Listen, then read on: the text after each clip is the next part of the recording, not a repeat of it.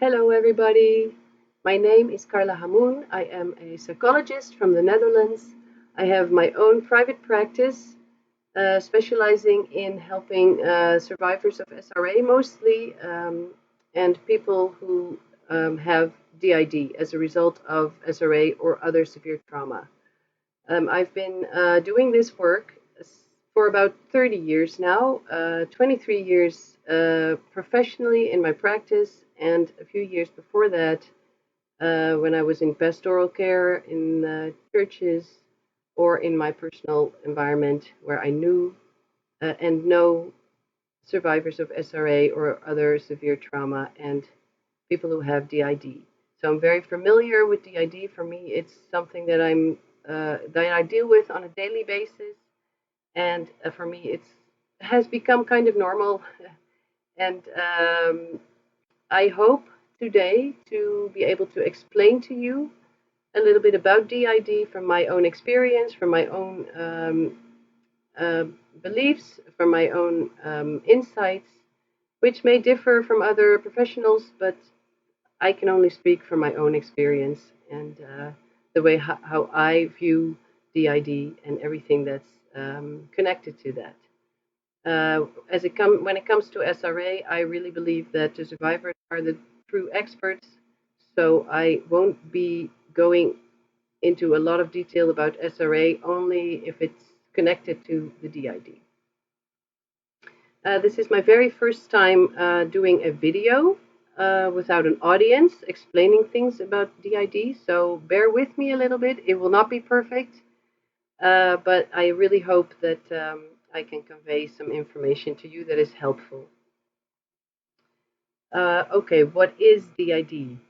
DID stands for dissociative identity disorder. There, for me, it already goes wrong because it's called a disorder when I do not believe that it's really a disorder. Um, it is a response to very traumatic events. It's a survival mechanism, and I believe literally so. I believe that most people that develop DID would really not have survived without it. So for me, it's so much not a disorder, but a very intelligent response to a very bad situation, to a very traumatic situation. Also, DID is an attachment disorder, in my opinion, because where it all starts is with the person not being able to attach themselves safely to their caregivers. Because most of the time, when a person develops DID, their caregiver or another person that's close, very close to them, is also the perpetrator. And therefore, the child needs to split off a part of their consciousness to deal with the daily reality. Because at one moment you are eating breakfast with your parent, and they bring you to school, and they give you food, they help you with your homework, maybe. And on the other hand, at night, the same parent becomes an abuser, abuses you or neglects you very much. I think it's also what's also very important is to mention that uh, things that are done to you um, can be equally traumatic as things that are withheld from you. So, trauma is also the result of things that are withheld from you. If you're not being taken care of properly, physically, emotionally, if you're neglected in any way, shape, or form. Um, and usually these situations occur together. So, in an environment where you're already neglected, where your needs are already neglected, there's also very often abuse. Um, but then, so to speak, the next morning you have to deal with that same parent at the breakfast table. So that gets very, very complicated for a little child. And there's another component in developing DID. It's not just the trauma, but it is also the fact that there's nobody to go to with your traumatic experiences. So something bad can happen to you, but if you have a safe caregiver around or a safe family member where you can go to, you are less likely to develop DID. Because the two components, there has to be trauma from an very early age on, before the age of 3 to 5, before you really develop a sense of self. There has to be long-term trauma to develop DID in combination with the fact that there is nobody that you can turn to. There's no safe place. And so pretty basically, the child turns inward to help themselves survive the situation and deal with the traumatic situation, and splits off a part of their consciousness. Um, I always explain it very simply with, if you put a lot of pressure on something small, it's going to break in pieces. And in DID, it's the consciousness that kind of like breaks off or splits off. So the person that lives the daily life can keep on living their daily life without the knowledge of the traumatic experience, because the two are just, it's not possible to combine the two and keep on living. That's to explain it simply. The kind of DID that I'm talking to right now is the DID that develops from within the person to survive a very traumatic situation. And in my opinion, there are different kinds of DID. So there's the kind of DID that is created from within the person for the support and the survival of the person. And then there is the kind of DID that is created by the perpetrators. And in survivors of SRA, we usually find both. The DID that is created from within the person is created for the person. It's created for the well-being of the person, for the survival of the person, where the DID that is created by the perpetrators is created for the purpose of serving the perpetrator. So that's a completely different kind of DID. And in people who have suffered SRA, we usually see both these kinds of DID. My colleagues and I call the second kind of DID, the created kind of DID, DID 2.0. So then we all know what we're talking about. It's a different kind of DID. It is, so to speak, a programmed kind of DID, where the perpetrators create the different parts. Of course, they also come out of the person. They're still, they're still part of the person, but they are created on purpose by the perpetrator, which is different from when a part develops from within the person as a response to trauma.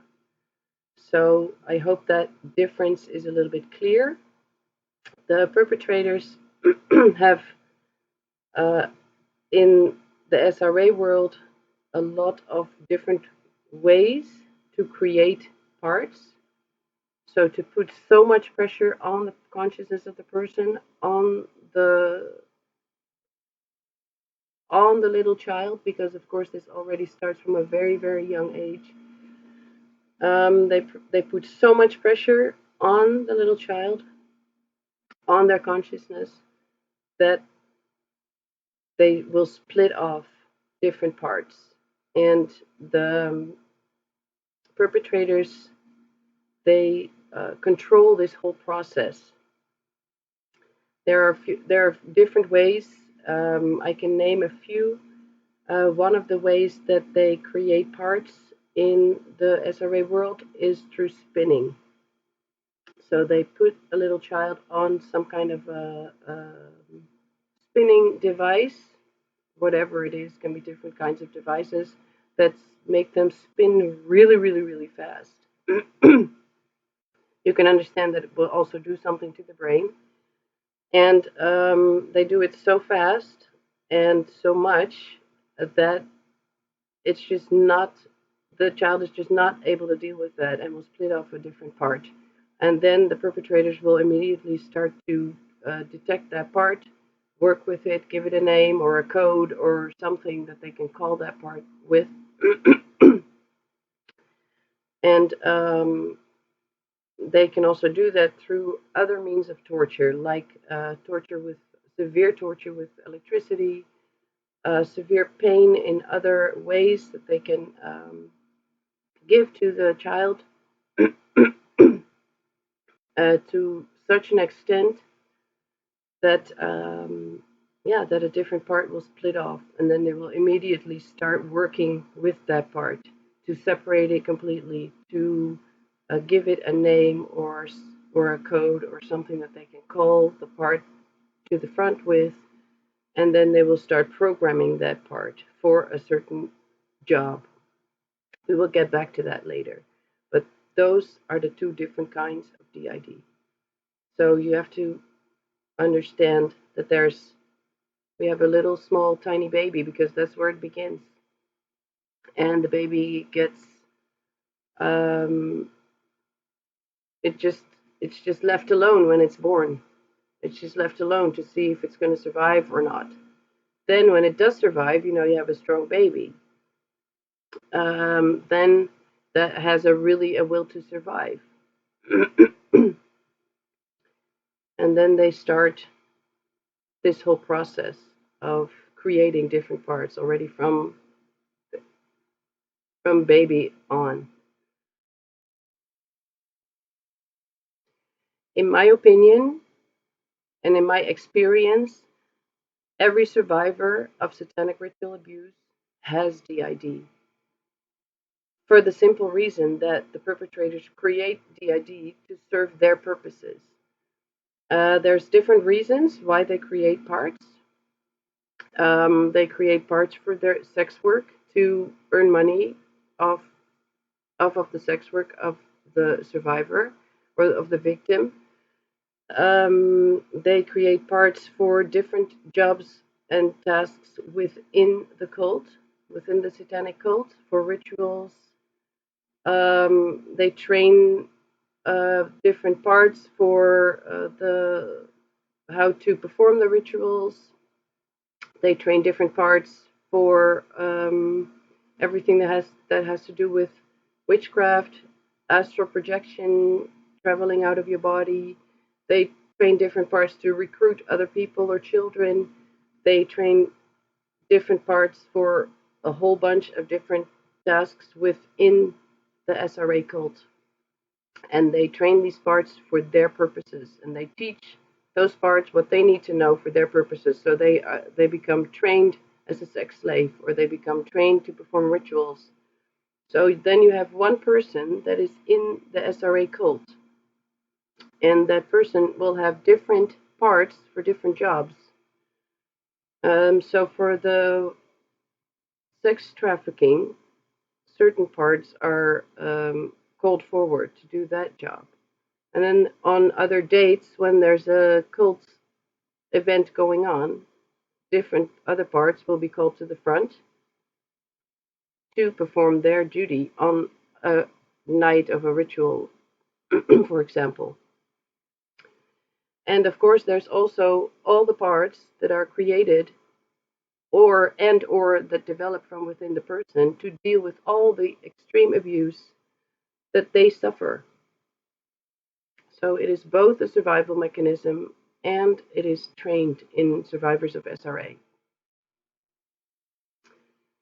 When we talk about DID 2.0, so the DID that is created by the perpetrators, we have to also talk about programming, because this is one of the things that is one of the least understood things about DID is, and about SRA also, in my opinion, is the programming.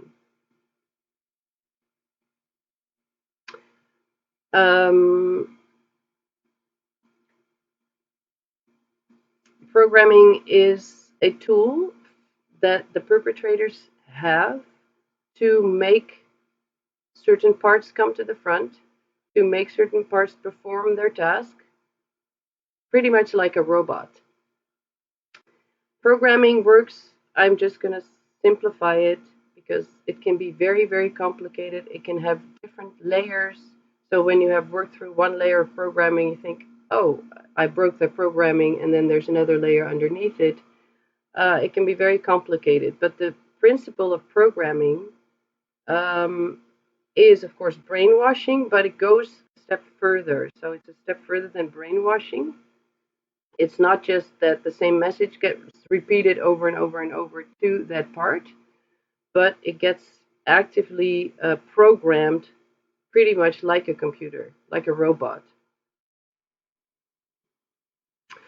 A part will be severely tortured while being presented with a clue. That can be a sound, it can be a color, it can be a certain kind of picture, it can be, but usually it is a thing that is very common in daily life. So for the outside world, it will not be something that stands out. So, for example, the phone rings 2 times. If a part is um, has that as a clue, then they will come to the front. When that part comes to the front, it's confronted with a task or a job that they have to do. If they do not do that, then they get that severe pain or that torture, and that gets repeated over and over and over and over and over until it's completely ingrained in the person. So the minute the phone rings 2 times, that part comes to the front and starts to um, do their job without even thinking anymore, and without even knowing anymore that if it doesn't do their job, they're going to be severely punished and severely hurt. This is also very difficult when you start to break that programming, because you want to help the person not to give in to that clue anymore. Um, so if you help a person to not respond, then the fear for that extreme punishment or that extreme hurt that they've experienced will come to the front, and they will be have a very hard time not to respond to that clue. There's one thing that the perpetrators forget when they program people, and that is that we have all received a will. We have received the ability to choose, to make our own choices. Of course, this is one of the things that gets completely eradicated when you're in the SRA world. You have no choices, or you only have two bad choices, and whatever you choose, it's always the wrong choice, and you'll always get punished. So even choosing becomes a very scary thing, and something that most survivors are at first not really capable of. Because if you present them with a choice, they'll become really scared, because which one is the right one, and for which choice will you get punished? Because in the SRA world, you get punished for every choice because it's always the wrong one. So you're always presented with two evils if there's a choice to be made. But mostly, there's no choices to be made at all. Um, what you need and what you want, it really just does not matter. So, but this is something that the perpetrators completely forget, or they don't take that into account. Let's put it that way. We are not robots. We are human beings. We are all human beings. We are not robots. So even if we can get programmed like a robot, there's always this little tiny part of us that is not a robot, that is a human being underneath all the programming. And that is something that always gives me hope, to find that authentic person underneath everything that's put on top of it, and to help that person to see you are a human being. You are not a robot. You don't just have to obey when there's a clue. And by strengthening that in the survivor, it will help them overcome their programming. That's a whole other story, how to overcome your programming. But programming is an integral part of SRA. It's an integral part of DID 2.0. So that's why I thought it was important to tell a little bit about that. But I'm pretty sure that there's also survivors that can share more about this subject from their own experience. This whole subject of programming, um, in my opinion, is very important when you want to understand DID 2.0 and when you also want to understand the access that the perpetrators can have over their victims. Because programming stays there as long as you don't break it. So that means that 20, 30, 40 years after the date, it'll still work to some extent if the right clue is sent to the person. And the problem is the survivor itself, themselves, and the therapist do not know the extent of the programming. Only the perpetrators know it. So that means that the perpetrator pretty much knows more about your DID 2.0 than you do yourself, and then the therapist knows. So that is a huge thing in trying to help people with DID 2.0 to figure out together how the system is built up, how the layers are built up, how the programming is built up, and where the access points are of the perpetrators. Because once you have broken a few programs, that's of course great, but they know exactly which other programs are still there and which other parts are there. Because usually the more thorough, of course, the SRA cult is that you're in, the more thorough and complicated and layered your DID 2.0 system will be. So it can get very complicated. It can have different layers, it can have different systems, it can have different worlds, so to speak. And it can also be so that parts have parts again, so it can have, yeah, it can be a whole complicated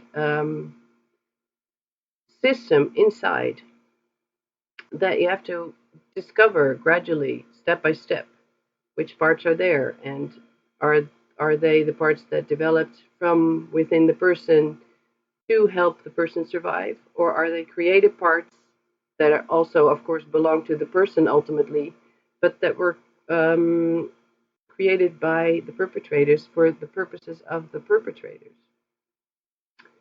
So that's a pretty big job and a long-term job, as you can understand, and that's why people who have DID 2.0 are in therapy usually for very long periods of time to try and discover this whole system and to try and discover all the programming.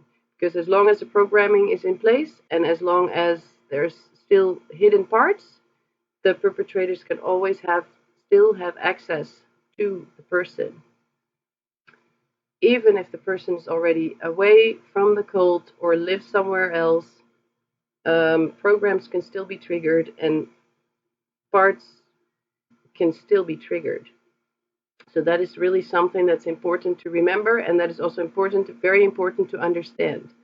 I think it's one of the things that is not very well understood, because on the outside, it looks like the person goes willingly to the cult, and the person goes willingly to be sex trafficked, and the person goes willingly to do cult jobs.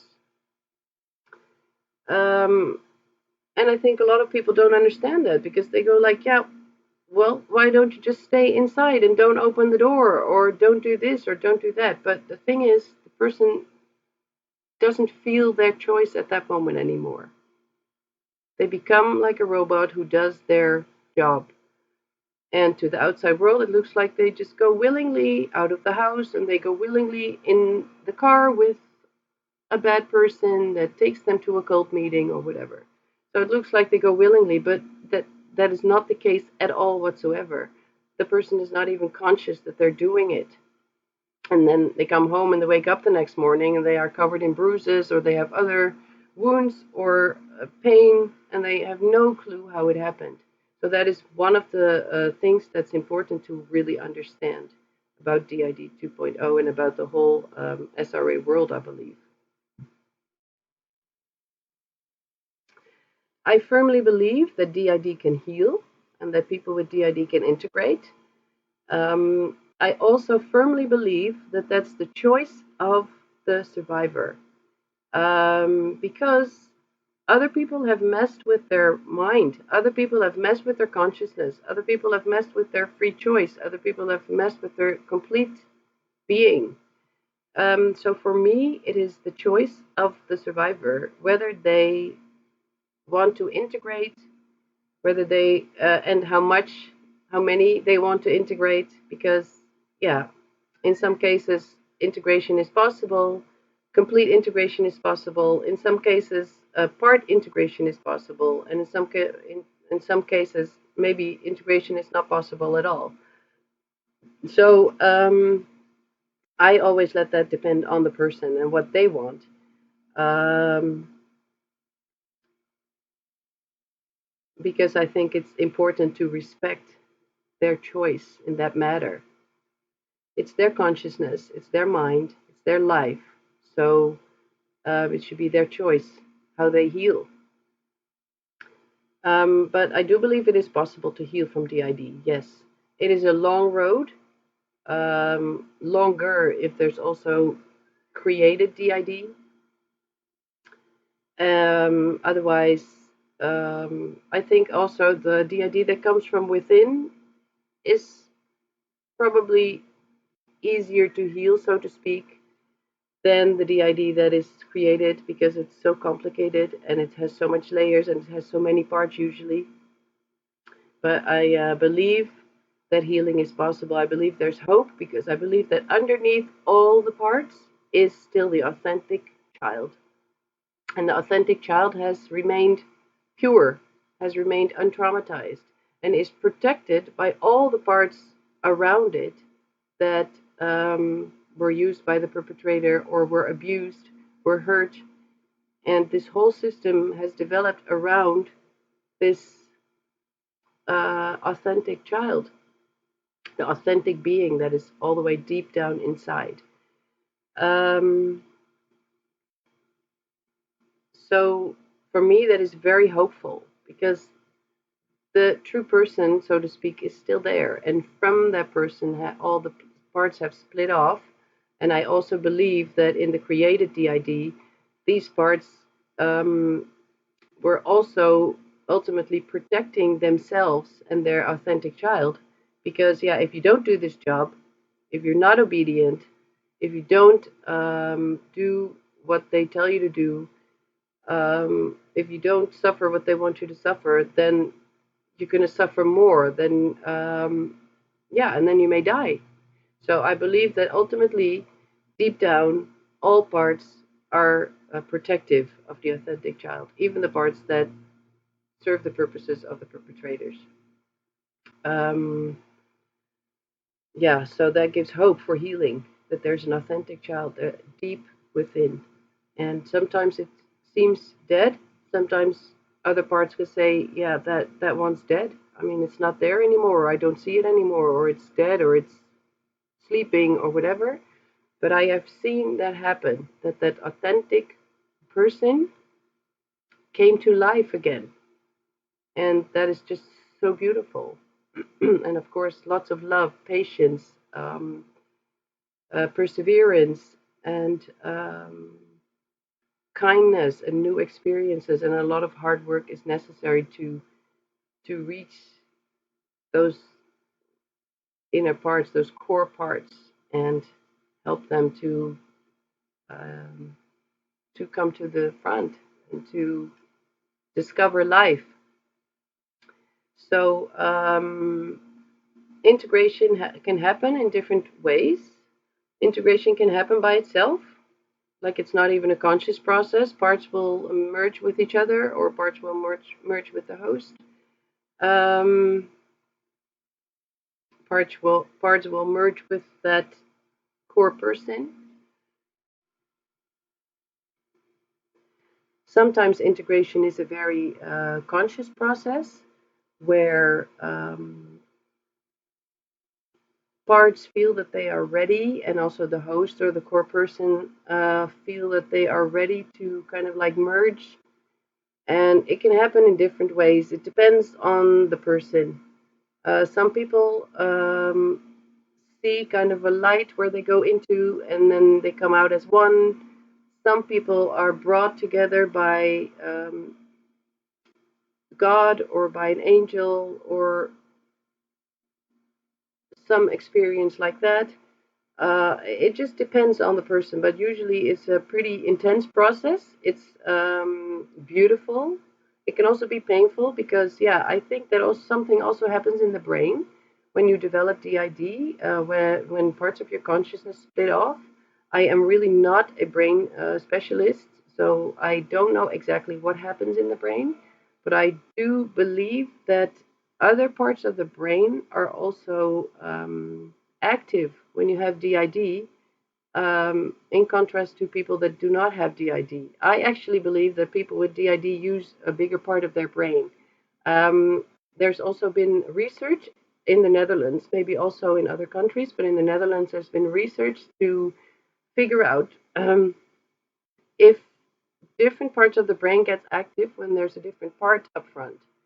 And this research has confirmed that.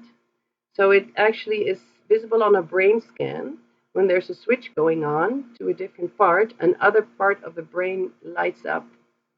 And I just think that's yeah, that's beautiful, and that's what I believe is happening. So I think something does happen in the brain where different parts kind of like live in different parts of the brain, so to speak. And then when you try to merge those parts, yeah, your brain has to kind of adjust to that again. And sometimes people have big, really big headaches afterwards, and it just takes a while for everything to settle down after they have an integration. I believe that one of the things that's very, very important in DID when a person figures out they have DID is that they learn how to connect with their parts and how to communicate with their parts. And in that way, co-consciousness can be created because one of the things that happens when you have DID, full-blown DID, is that there are periods of time when you are really not aware of what you're doing. We call that the person loses time.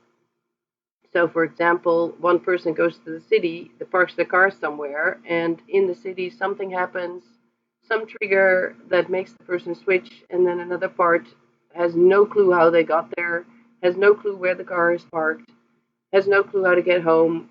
Um, so, yeah, life with DID when you have no co-consciousness is very complicated, and in that sense, it is a beautiful survival mechanism that over time kind of like turns against you and makes you more vulnerable instead of protects you when you were in the dangerous situation still. So I always think it's very important to create some kind of communication and some kind of cooperation between the parts and the host, if there is a host present. Um, and there's different ways you can do that. Some people talk out loud to their parts, some people write to the parts, and the parts write back. Nowadays, people use their phone to talk with each other through the phone messages. But all, of course, begins with acknowledging that you have parts, acknowledging that you have DID, acknowledging that these parts belong to you, that they are a part of you, and that it's important to connect with those parts instead of pushing them away. Of course, there's usually a lot of fear between parts because every part carries their own set of traumatic memories or emotions or jobs.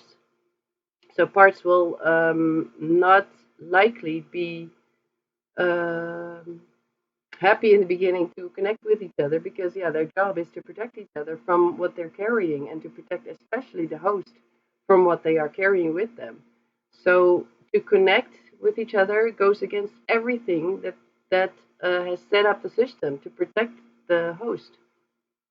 So then the host says, "I want to connect with you." Yeah, some parts will be hesitant to do that, and parts will definitely be hesitant to share their trauma and to share their secrets, so to speak, with the host. But and I think that is also the thing that one of the things that is important to leave that up to the survivor. What do you wish to share with each other? What's important to share? What's necessary to share to keep yourself safe in the first place? And once you are saved, what is necessary to share? Once you are safe, what is necessary to share to become more whole and to become more the person that you were truly were? Um, so, yeah, I think it's important that traumas are shared, and especially when it comes to becoming safe from cult abusers, from SRA abusers, it's very important to share your secrets, so to speak. To say, hey, this is the programming, this is the clue, that's why I got triggered, that's why I was outside when I was not supposed to. So, those kinds of things. So, it's important to share for your safety because that way more parts and the host can be aware of those kinds of triggers and they can help each other inside to stay safe and to not respond to certain triggers or to certain clues. And once a person is safe from the cult, as safe as possible, then of course you have the whole path of dealing with the trauma and trying to recover and heal. Um, and I think that sharing the secrets inside goes kind of like step by step, and it's a common um, experience. So I think it's mostly the consciousness of the person themselves that decides what needs to be shared, what's necessary for the healing, and what's not so necessary, what can be left alone, and what needs to be shared. So I really think it's an intrinsic process.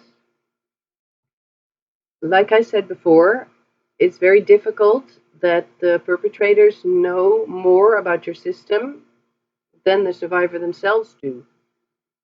Um, and what if the perpetrators use a kind of like language or a code that you don't know or that you don't speak? What do you do then?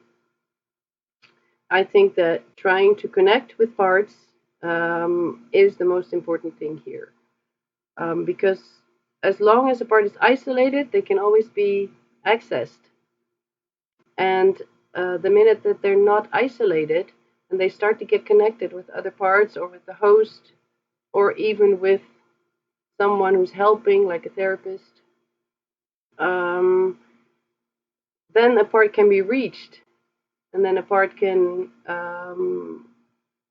find a way to communicate what's going on. And even if that is a language that you don't speak or a code that you don't speak, I believe there's in the system of DID 2.0, there's usually always one or more parts that were able to escape the perpetrators. So they came from the system themselves, from within, and they were able to stay under the radar.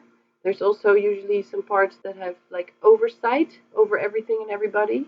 So if a part cannot communicate in a known language or can only communicate in code, then usually there's someone else who can help or who can translate or who can help the survivor to find a way to contact that part.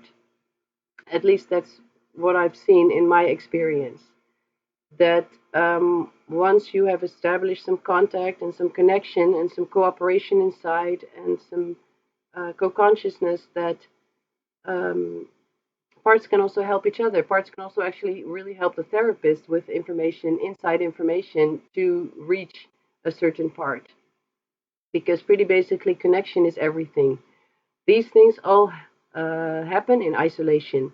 The survivor is isolated socially, but also inside a part can be isolated. And when you look at it from the dissociative viewpoint, every part is isolated because every part is dissociated from another part or from the host with their own job and their own triggers and their own memories.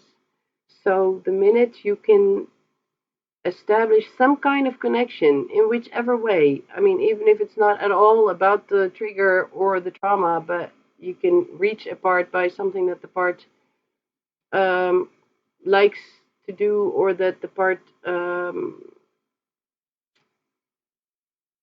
that speaks to the part, like something creative or something with music or something in nature, or there's a whole bunch of things that you can use to reach parts inside and to have to establish a connection, because I believe that connection is everything, more important than language, more important than code, because the connection is where the programming gets broken pretty basically. And then on a specific level, the programming of course gets broken if you discover what the trigger is.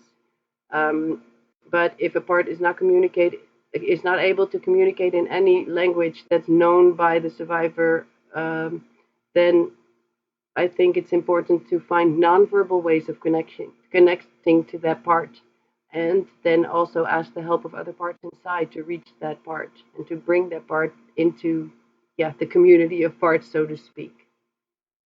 I hope that I have been able to explain a little bit more about DID. Um, I will leave it up to Jeanette if there's an option to ask me questions. She knows where to find me, so if people have questions, then I'm willing to answer them. There's a lot to be said.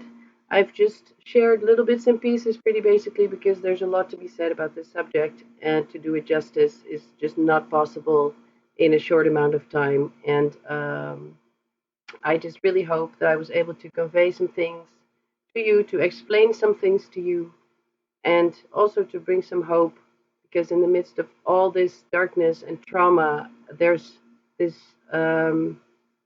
very intelligent way of surviving that makes it possible to heal again. And that's the good news.